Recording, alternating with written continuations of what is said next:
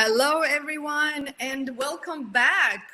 This is Anna, aka English. I hope you remember me from yesterday. Let's do a quick video and sound check. Can you guys hear me? Can you see me? Is everything okay? Are we ready to get the ball rolling? You probably remember this phrase forever. And every time you want to say, let's start, you're going to say, let's get the ball rolling. And you will remember Anna and Anna's webinars. Hi, everyone. Yes, awesome. You can hear me. You can see me. Amazing. How is everyone doing?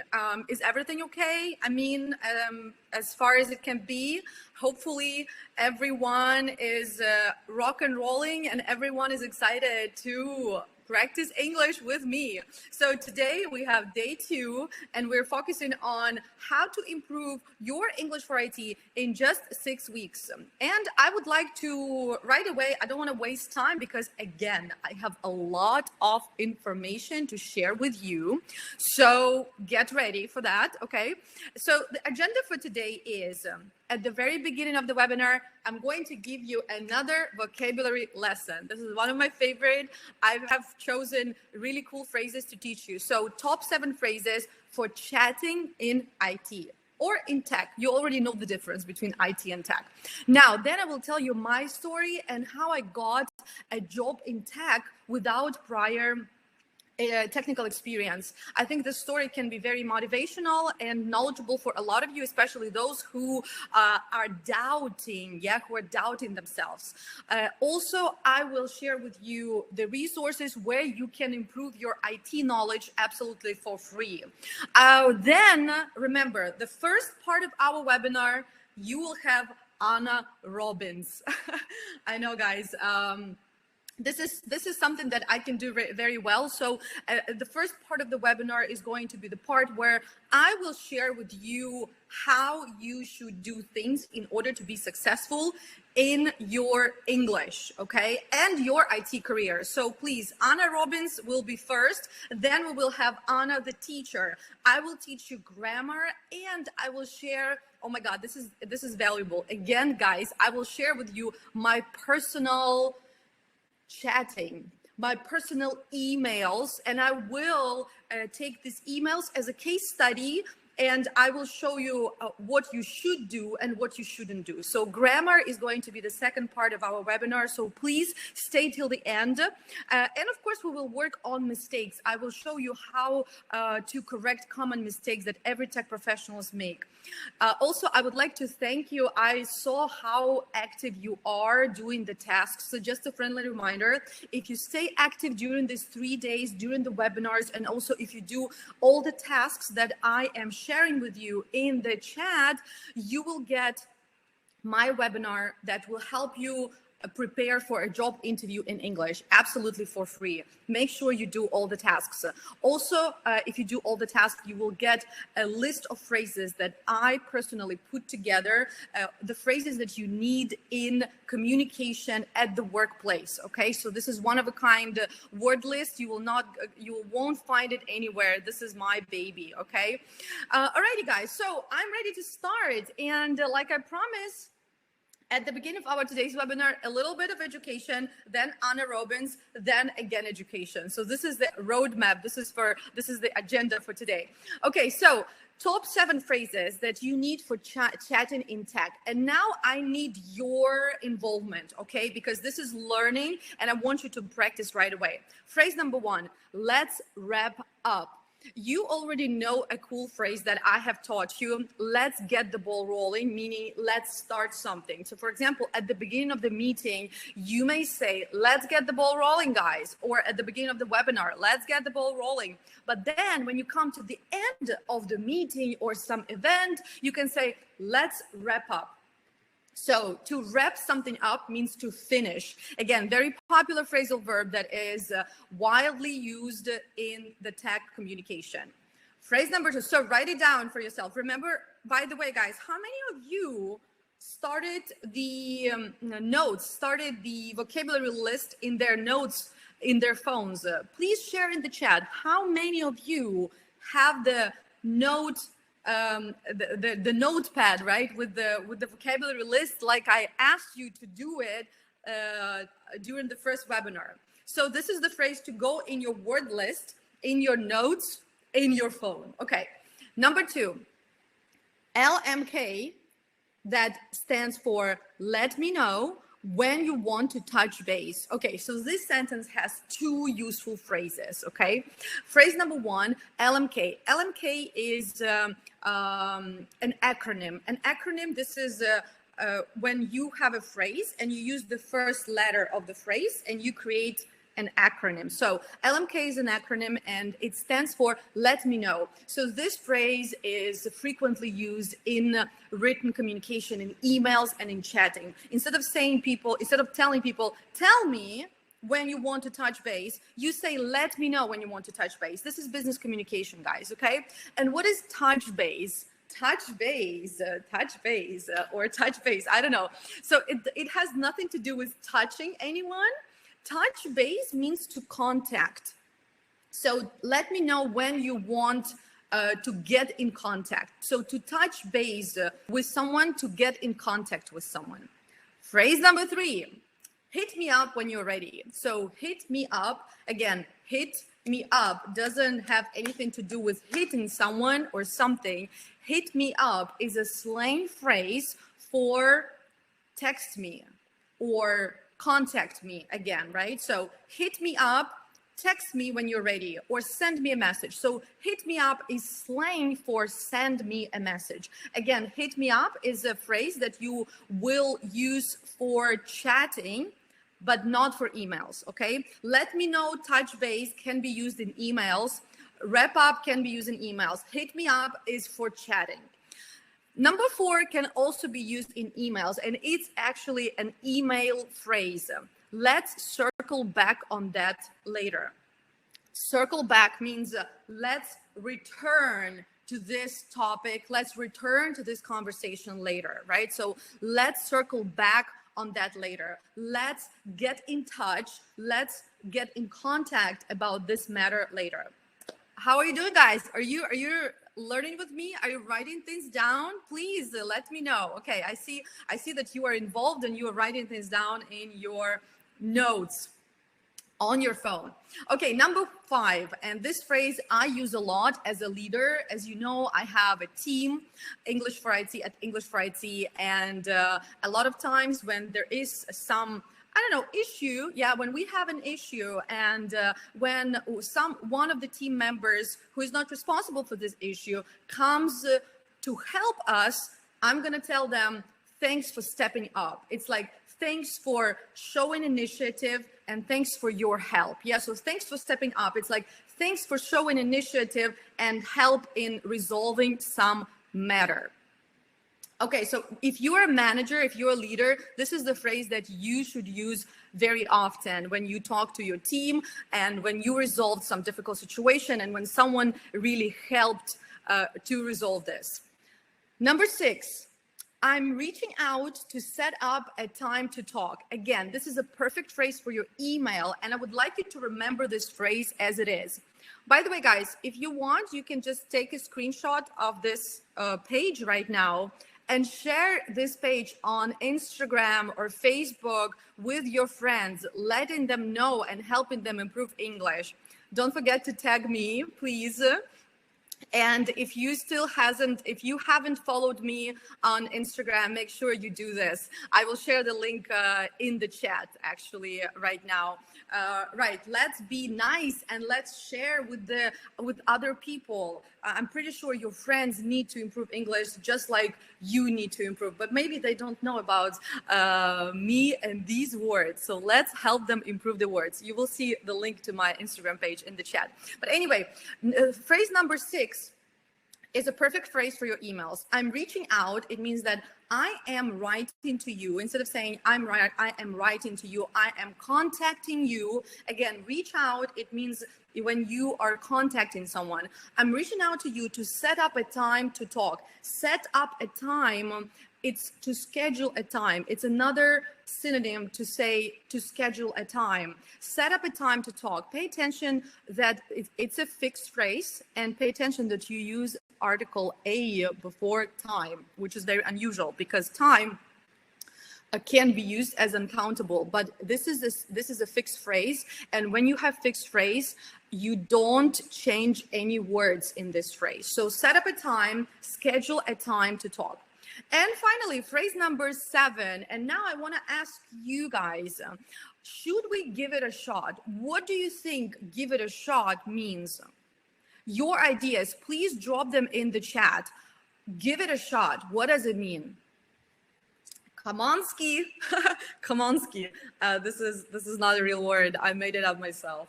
I do it frequently. You will be able to make up your own words in English too after you learn with me.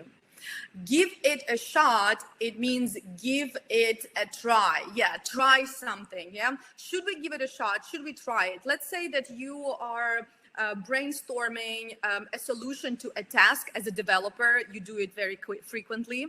And instead of saying, let's try this solution, you can say, let's give it a shot. And you sound just like native speaker. Amazing. Alrighty, guys, I hope you enjoyed those 7 phrases. Actually, there are more than 7 phrases. I lied to you. There are more like 10 phrases here. Yeah. But anyway, I'm happy I teach you those phrases. Okay, moving on. And I would like to ask you about the investments. Not in Bitcoin, although I'm very bullish about it, but not Bitcoin investments. We all know the phrase that the best investment you can make is investment in yourself. Do you agree with this statement, guys? Please let me know. Do you agree with the statement that the best investment you can make, especially in present day when everything is like so shaky, so unstable, you know? Yeah, of course. I also agree with this statement. I second it. Do you remember the phrase that I taught you? Oh my God, I see you remember. Fantastic. I love it, guys. I'm going to cry now. But did you know that the best investment in yourself is the investment that you can monetize? Think about this. Think about this. Think about what is the ROI on your investment. When you invest in something, you should always think about ROI. ROI means return on investment. So when you invest in yourself, the best investment is the investment that can bring you money, guys, okay? Because sometimes you can invest in, for example, you invest in a new phone. Is this, what's ROI on this investment? For example, for me, since I am a content creator, this investment brings me more money because I can create better, higher quality content with this device. But if you're not a content creator, if you use your phone just to call people and text people, this is like ROI is really, you know, questionable here. That is why think about it. What do you think about English? Is English a good investment for you? Will English create good ROI for you? Think about it. Think about it, right? That's very important. And now, you know, yesterday when we had a webinar, I was really happy to see that a lot of you were excited about the webinar, and a lot of you said that you know, you spend this time very productively. And also I was happy that one of my viewers said that she attended other webinars that helped to improve English for Tech. However, she really thought that my webinars are one of a kind. And I wanted to share with you guys, why am I personally qualified to teach English for IT? I believe that, you know, when you, we already agreed that English is a great investment for you, and if you invest in improving your English, you will definitely get ROI, and you will definitely improve your life, work, etc., the level of your salary. However, you know, I believe that when you want to improve English, it's really important to have a mentor, to have an instructor that you trust. That's why I would like to tell you a little bit. I would like to tell you you my story here, and I want us to get to know each other better. And I will share with like things from my personal life, from my personal story that can help you, because I understand that a lot of you are doubting themselves. A lot of you are not sure. I can do it, I can learn English, I can get a better job, etc., etc. So I will share some moments of my life and my personal story that I'm pretty sure will help you become more confident and definitely understand that, for example, if you decide to learn English with me, you will understand that I'm the person you want to learn English from. Because when you learn something, the person you're learning from is really important, because if you trust this person, if you understand about, if you know about their qualifications, you will definitely learn faster and better. Okay, so my story here. I started teaching when I was 19. And when I was 21, I started an offline school in Odessa, in Ukraine. And to be honest, I have been an entrepreneur all my life. There was only one time when I worked for somebody else for 1 year. When I was 19, I worked for another language school, and I hated my boss. Yeah, and I decided to start my own school, but she was really bad, actually. In 2012, I started teaching at an IT company in Odessa. And this is when my love to the tech industry happened, or with the tech industry happened, to be honest. In 2020, I created my first English for Tech course. That is a flagship course. And, you know, it's one of a kind because it teaches not English for IT, it teaches English for tech. So for all the jobs in tech, right? And you already know the difference. And in 2021, I became a book author. So I authored a textbook, English for Tech. And in 2022, I'm building the metaverse for learning languages. Well, yeah, if you want to learn more about that, definitely get in touch with me. However, I want to tell you what happened between like when I was 19, when I started working, when I started teaching English, and now. Of course, I am an avid learner, yeah, a lifelong learner, and I prefer to learn from the best, right? That's why you already know that I have taken courses at Stanford, and also I have taken courses at, for example, Oregon University, and I got certified as an English teacher at the institution in New York. And this is something that you also have to do as a professional, right? For example, right now you are focusing on improving your English, which is great, but it doesn't mean that you will learn English and then you will forget about it. Of course, you have to find something to interest you and to keep growing and to keep learning. Another thing that I was doing when I was building my career, I've been always trying to get hands-on experience. And this is a new word for you. Please write it down. Hands-on means practical. Get practical experience. For example, if you are, let's say, learning a coding, right? Create a project that you like and that you can add to your portfolio. You know, create something. If you're a designer, graphic designer, create some things for free for people, but this is your hands-on experience. And then a lot of times people tell me, Anna, what should I say at a job interview if I don't have experience? This is my first job. This is not true. You always have experience when you learn things, right? So when you are learning, you create your practical experience, and you can talk about this experience at a job interview. So this is what I have been doing. And for example, when you're practicing English, make sure you get hands-on experience in what you need. So for example, when you learn English for work, why do you want to learn about climate changes?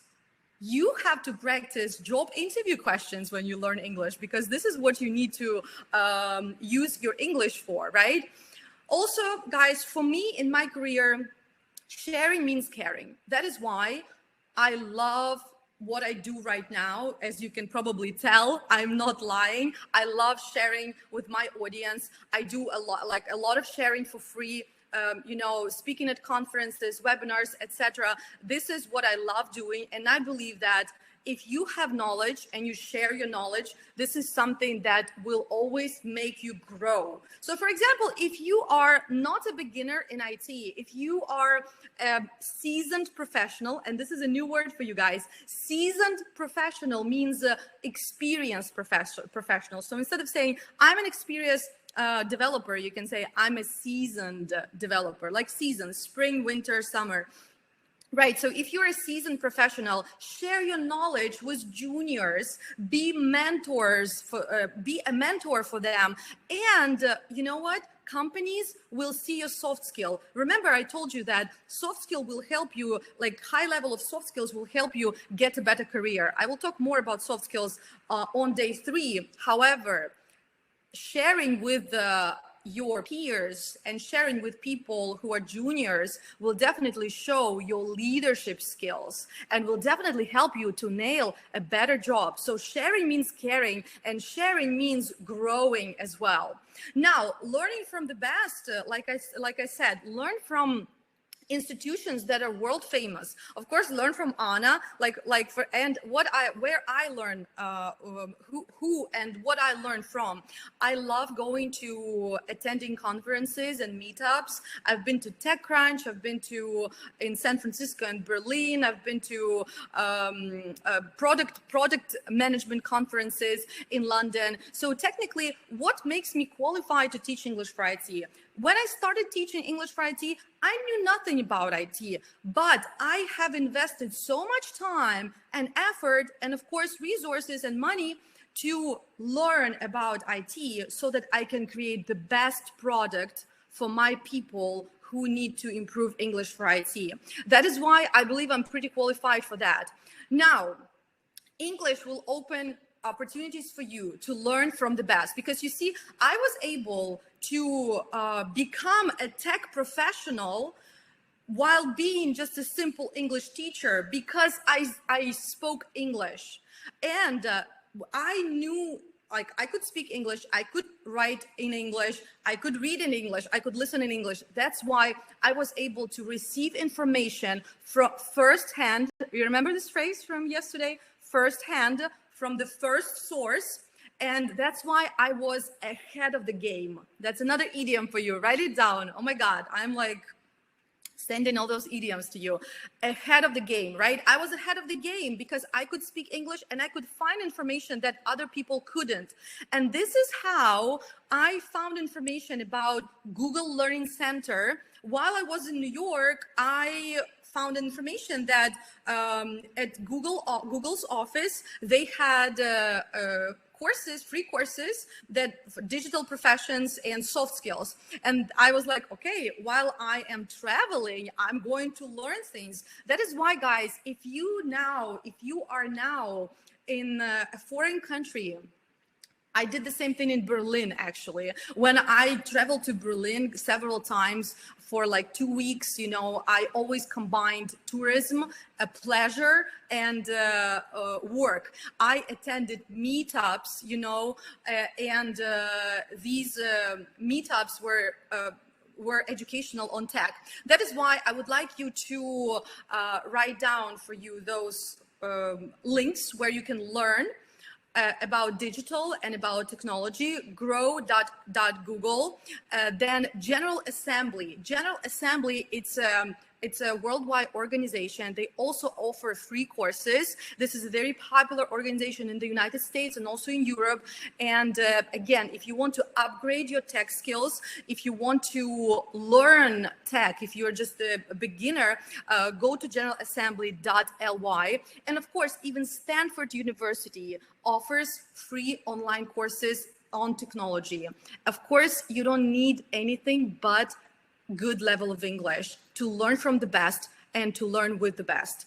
Now, do you know what serendipity means? Do you know what serendipity means? So I created this phrase, serendipity works only when you do. So serendipity, you know, when people say, For example, when I tell people I got a job as a PM at an American consultancy and I didn't have any experience, and people tell me, oh, Anna, you were just at the right place at the right time. So to be at the right place at the right time means serendipity.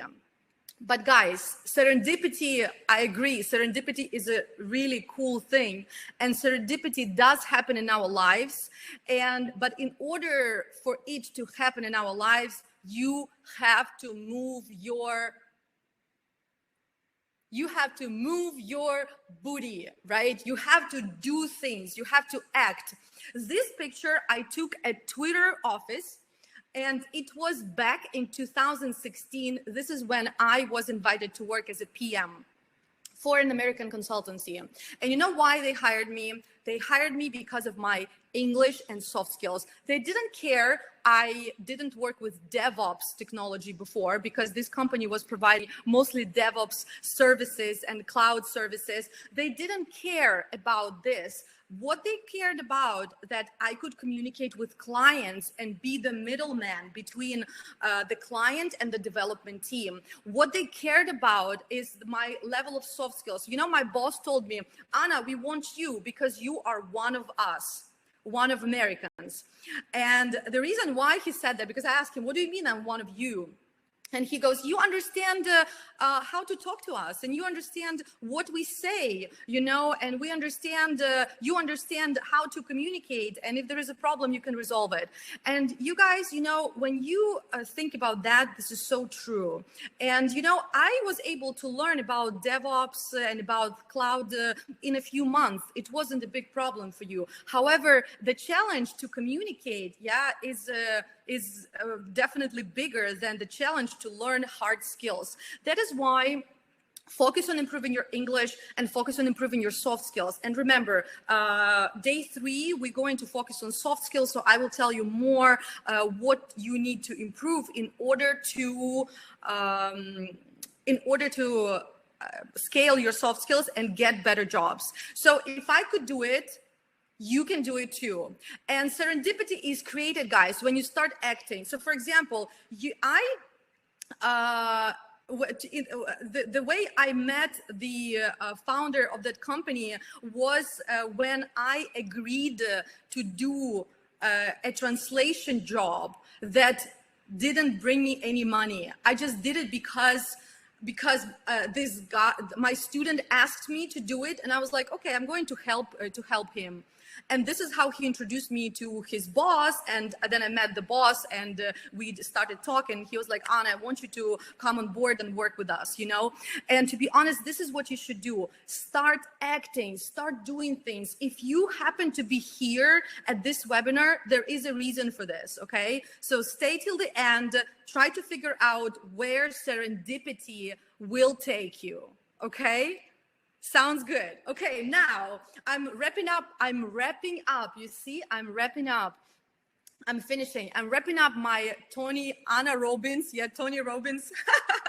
I'm wrapping up my Tony Robbins part, and I want you, and we will talk about grammar, and I want you guys to think about it for a minute, for 30 seconds. What will change in your life, or how will your life change when you become fluent in English? This is your, you know, thinking time. You know, there is time when you have to do things, and there is thinking time, right? So this is your thinking time. How will your life change when you become fluent in English? Just imagine it. And answer these questions, and you can share your answers in the chat. Again, 30 seconds. This is your, this is your sort of motivation, encouragement task, okay? Where will you work? Specifically, what job will you do? Senior developer, middle developer, junior developer. What salary will you get? Where will you live? Who will you live with? Maybe Elon Musk. Anna is looking forward to meeting Elon Musk. So think about it. This is your task right now. 30 seconds, please, 30 seconds. And cheers to all your dreams. I'm sure they will come true.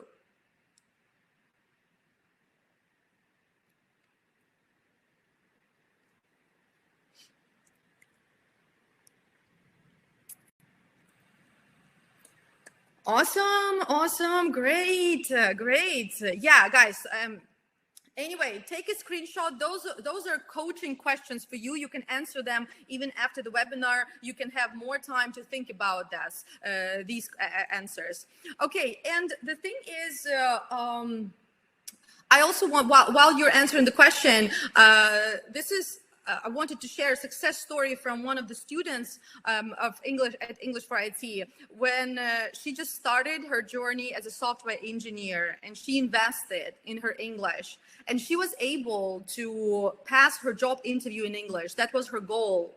And I was really happy to see her next goal. She was like, I got my first salary as a software engineer at an international company, and I decided to buy the second level of English for IT course. That was amazing. And I'm so happy that definitely when people make the decision, it's not just me. I don't want you to think that this is just like me, I'm so great. This is you. I'm just helping you to realize your potential. I'm just helping you to start moving your ass, right? Just to start acting.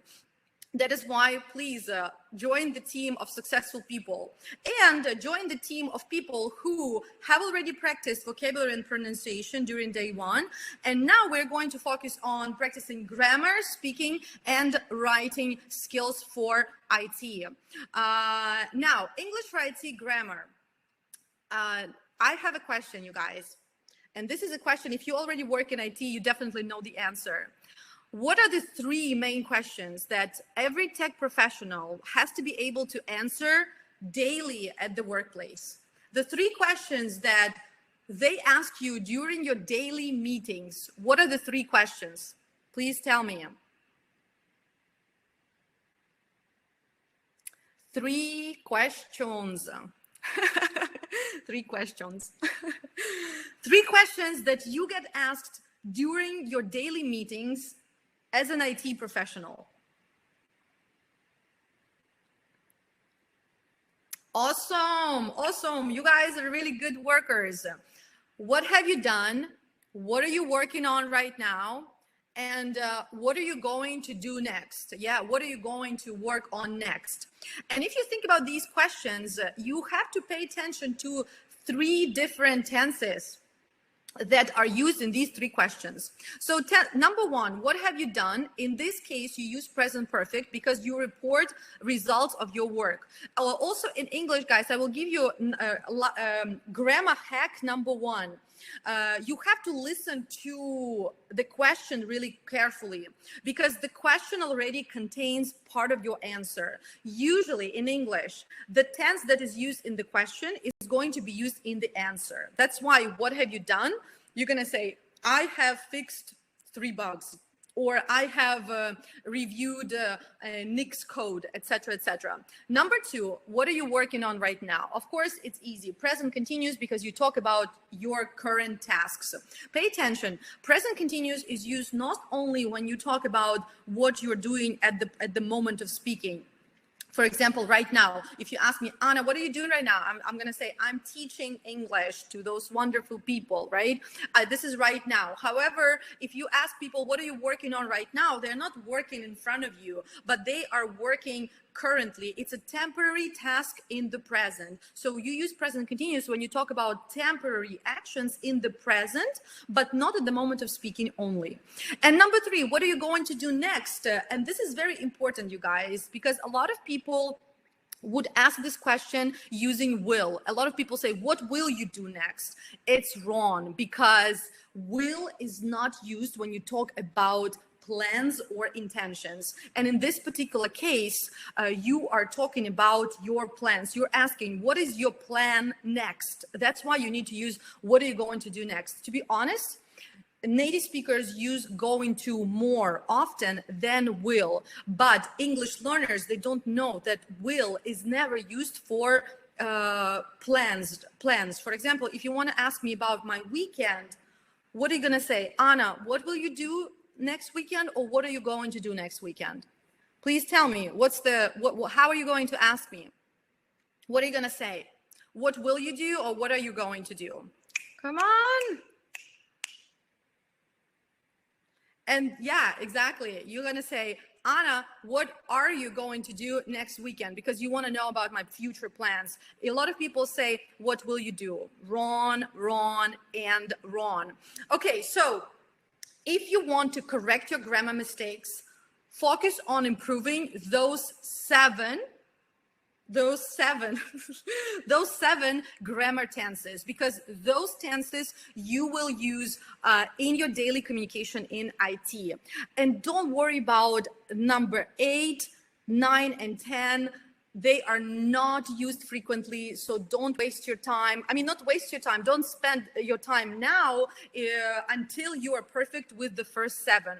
Present simple, you need, like 80% of your communication in English is going to be present simple and past simple.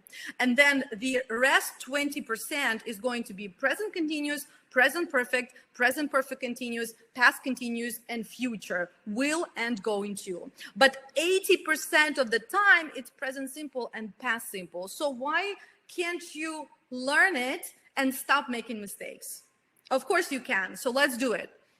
That is why, guys, when I created my course, I focused on these tenses, first of all, so that you can practice them, you know. And for example, if you start, let's say if you are already upper intermediate, but you still make little mistakes when you use present simple and past simple. That is why I included these tenses in the course program so that you can practice them.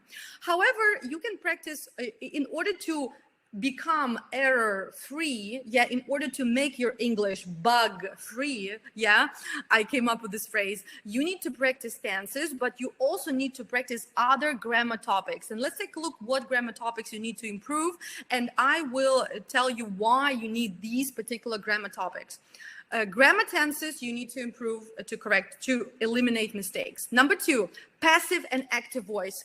In IT communication, you use a lot of passive voice because passive voice is used in documentation. When you need to describe processes, when you need to describe how something works, you need to use passive voice. That's why focus on improving on learning passive voice.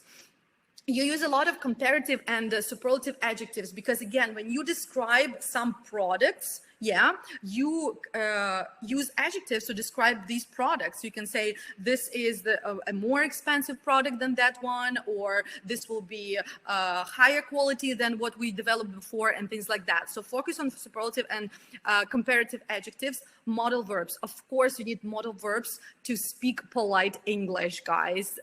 We will have a really good practice tomorrow on polite English. Right at the beginning of the webinar, I will give you a cool task on making your English more polite. So don't be late. Conditional sentences also are used to make your English more polite. Conditional sentences are used in emailing and in verbal communication in meetings. For example, when you say, it would be great if we could do this. That's a conditional sentence, and it is used to make a suggestion about something.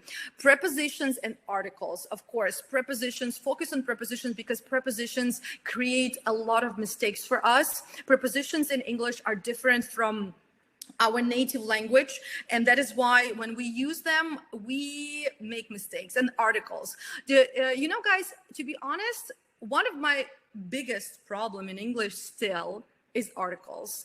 And you know what helps me fix this problem? Ta-da! Grammarly. Grammarly helps me fix the article problem, because when I write something, I have Grammarly on, and Grammarly always corrects my articles. When I'm missing an article, it prompts me to add an article, right? Or when I use a wrong article, it corrects me as well. Tell me, please, do you use Grammarly? Do you use Grammarly? Or, for example, when I use Gmail, they have an inbuilt autocorrect, right? And this autocorrect is not only about spelling. Autocorrect now is about grammar as well. And that is why, for me, it's really like, I don't get it. I don't understand it when people don't use autocorrect or Grammarly. It is so easy, and also it helps you learn, you know, it helps you learn some grammar rules. Now, guys, I'm ready to practice and I'm ready to show some of my personal email chains with people and comment on it. So we're coming to a practical component of everything. Let's do it.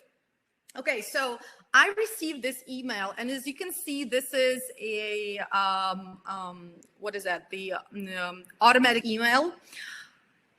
First of all, I have a question to you.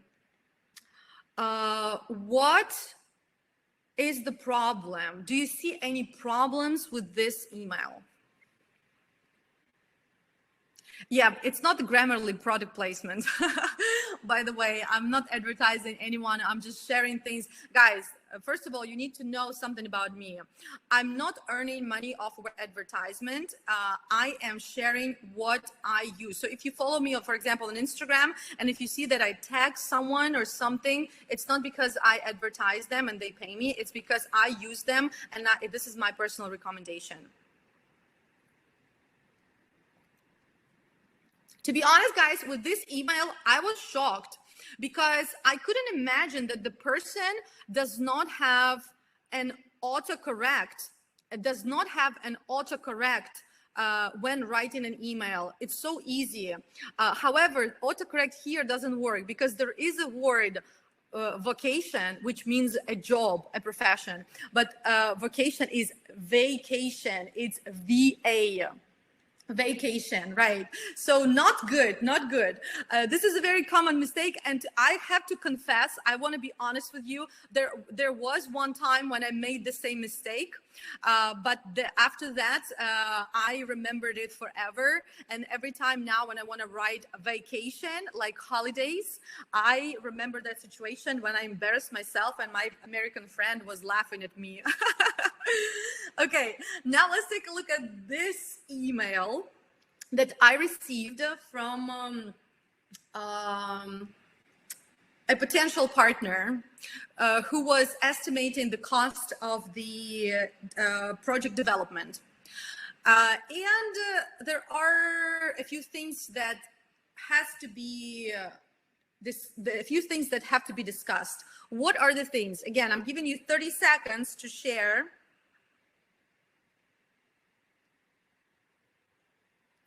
What's wrong here? What do we need to focus on here?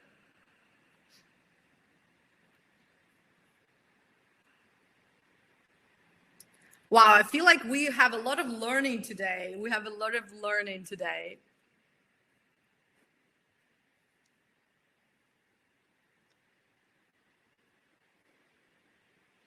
Okay, so look at this. It's so colorful.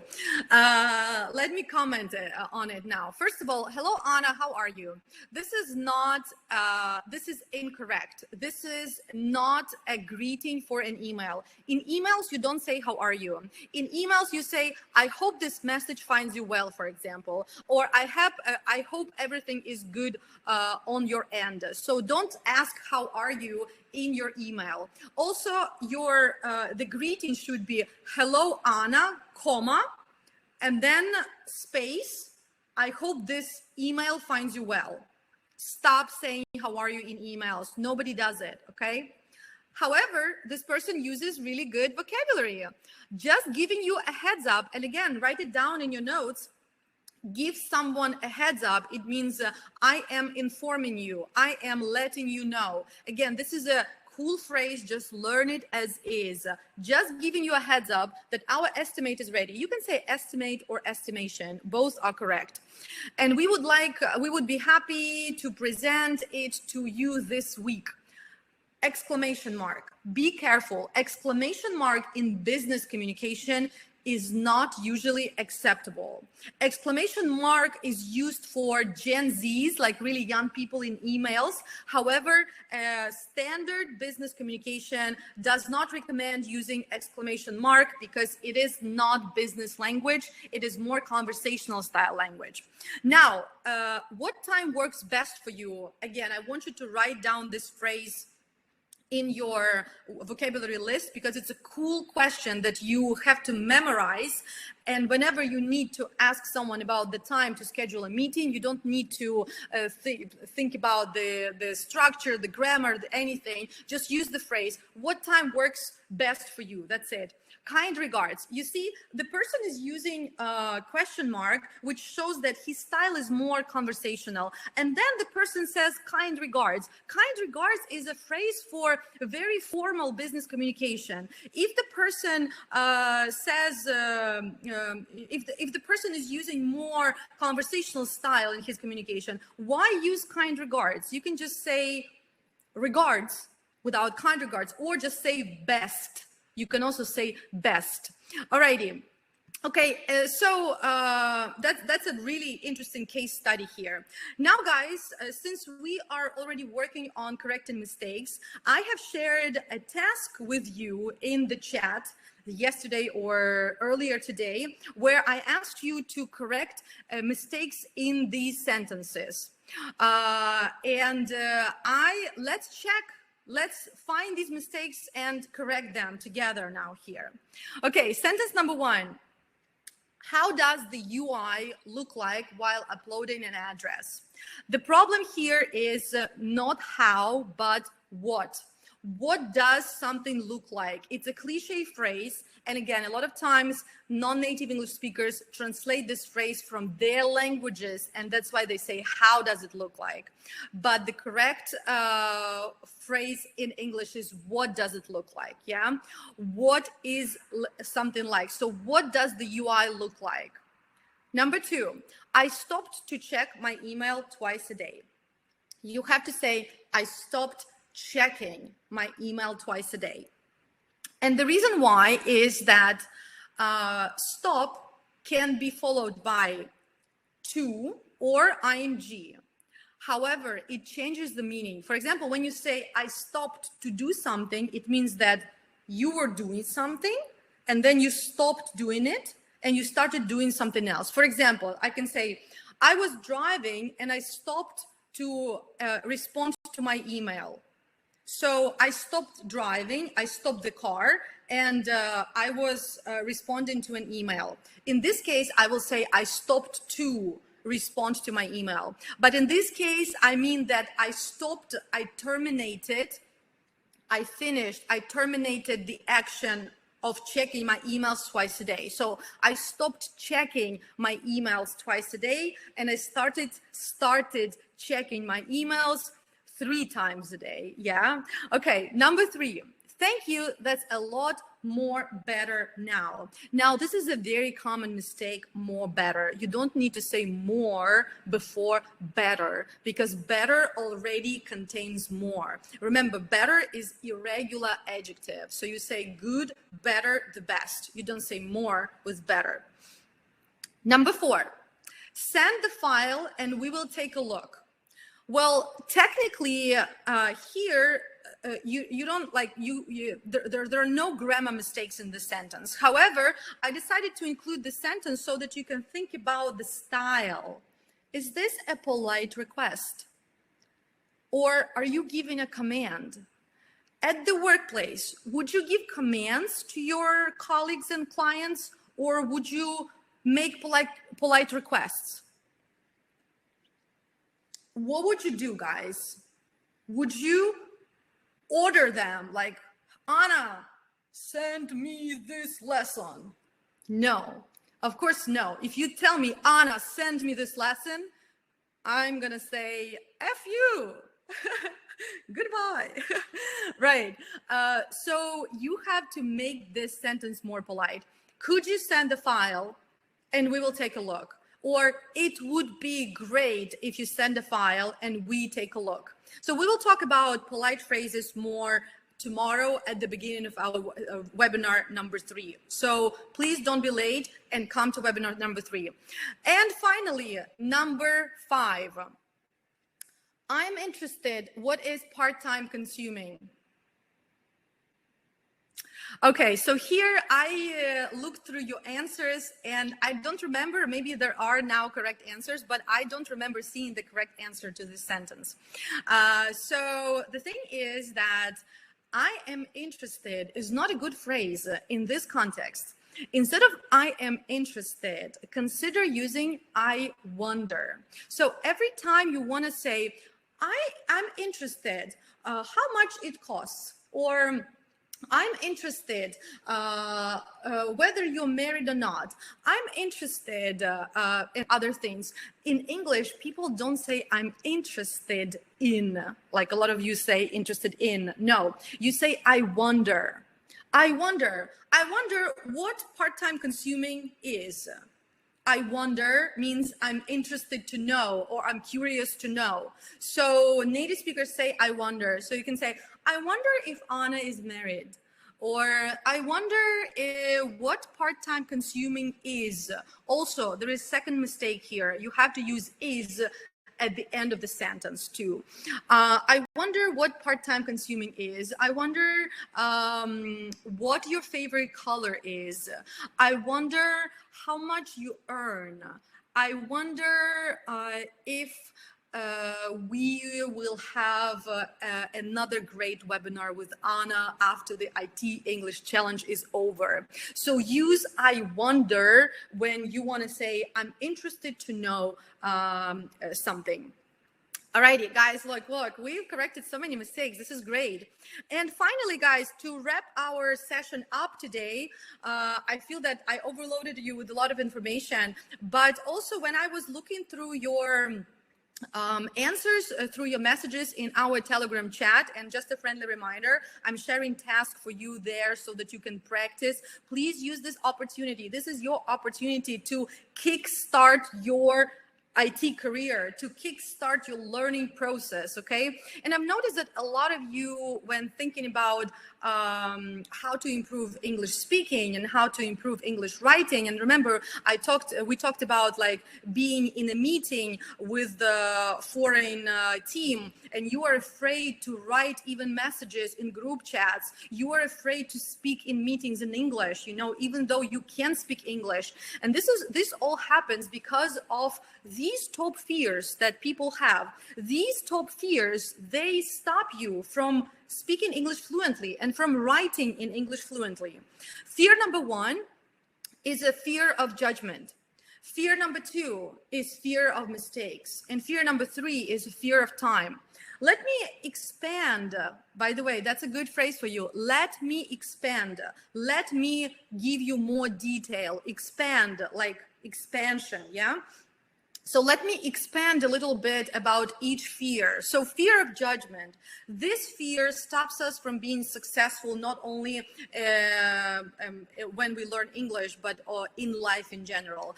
We are afraid to look stupid. We are afraid to what other people think of us. But to be honest, guys, if we think about other people's opinion all the time, we might as well die, to be honest, you know. So I know there is no like magic pill for you to stop being afraid of judgment.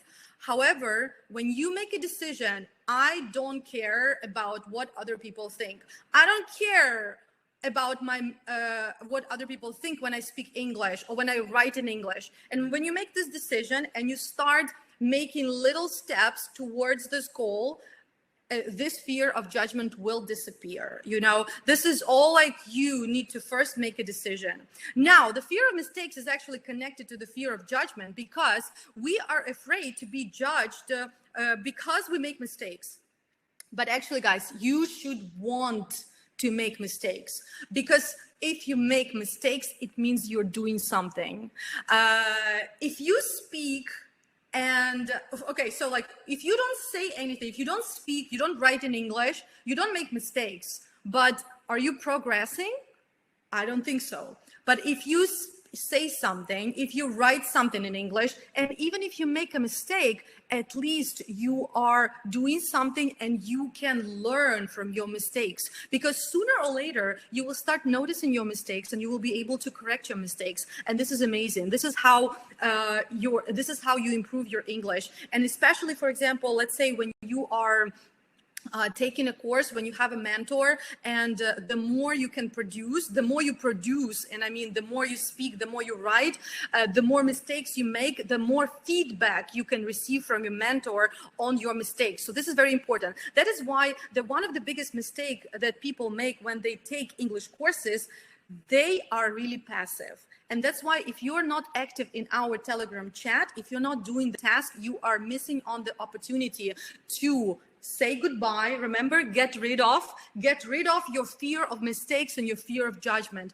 because you are now when you communicate in the chat, in our chat in English, you are practicing English, you are going public, you are presenting your work to public opinion, and this is how you fight your fears. That's why I created not only webinars, but I created our private community where you can practice to fight, not practice, where you can fight your fears. And finally, fear number 3, fear of time. How old are you? Frequently, people come to me with the question, Anna, I'm 39. Is it too late for me to learn English? What? Seriously? Okay, yeah, you're 39. It's time to die. It's never late to do anything. And it's never early to do anything. Sometimes people think, oh, it's too early, it's too soon. First, I will find a job, and then I will learn English. First, I will finish Java courses, and then I will learn English. First, I will get better salary, and then I will improve my soft skills. It's too soon for me to learn English. This is one group of people. The second group of people, oh, I'm 39. It's too late for me to learn English. It's too late for me to change my career. It's too late for me to do anything. I might as well die here. Yeah, I might as well become a senior citizen, right? So it's never too early. It's never too late. It's always the right time. So, you know, as they say, the best time is now. And if you think that you can do it later, not a good idea. If you think that you can do it I don't know, it's not the right time, you can do it later, or it's not a time for you at all, this is not true. Forget about this. Last year, I knew nothing about Web3, Metaverse, NFT. I mean, I did have my crypto wallet, and however, I wasn't like a professional. This year, if you think about this, it took me 1 year, and I am a speaker at conferences, at crypto conferences and NFT conferences, and I am teaching people about Web3. And I didn't care that I'm not 20 years old, because a lot of people in Web3, in crypto, are 20 years old. I don't freaking care about this. I want to learn what I want to learn, and time doesn't matter. So please, guys, if you think that English, it's too late or too soon, it's not too late, it's not too soon. All right, Anna Robbins is wrapping up, and today with you guys, we learned 7 or actually more phrases for tech communication. We identified how English can help you improve your life. We talked about top grammar topics. We fixed top grammar mistakes, and we are ready for day 3, that is tomorrow. Tomorrow, our main topic is soft skills for IT. We're going to talk about soft skills versus hard skills. Again, I will share some stories with you, how soft skills can get you a better job. We will practice on polite English, and we will improve your communication skills for IT. Of course, a lot of practice. Most importantly, I will share with you tips and tricks on how to improve English overall. And also I will give you my books recommendations, top books that I think top 5 books that every tech professional has to read. And of course, bonus at the At the webinar tomorrow, I will share with you how you personally can improve your English for IT in order to improve your career, get a better job, get a higher salary. So I will share with you a roadmap. And of course, remember that if you attend all 3 webinars, you'll get all the bonuses that I was talking about. Now, I would like to know you guys, if you have any questions. Also, I forgot to mention that we had a lot of, again, a lot of information. I had a lot of information to share with you. If there was a question if there is a question that you want to ask, please feel free to ask the question in the Google form. I'm sharing the Google form right now in the chat. Just click and ask your question. I will be answering your questions today and tomorrow during our IT English challenge. Remember, there are no stupid questions. Questions are always welcome. So what should you do now? Now I want you to go to our Telegram chat and do the tasks in the Telegram chat that you haven't done. I want you to remember about the 3,000 word list that I shared with you also in the chat and during the webinar yesterday. Please work through the list and learn the words that you don't know in order to make sure your vocabulary is at intermediate and upper intermediate level. And like I said, friendly reminder, if you have a question, make sure you ask this question in our questions form. Thank you very much, guys. I was happy you enjoyed the webinar. If you have any feedback for me about the webinar, if you have anything you want to share, remember, I always welcome feedback, constructive feedback, and also praises, right? So if you have anything you want to chat with me, feel free to reach out. My information is in our Telegram chat, and also you can find me online. It's Anna Gandrabura. In the meantime, I hope everyone has a wonderful day, evening, morning, no matter where you are. And I'll see you tomorrow, day 3, one of my favorite and season finale for IT English Challenge. See you soon.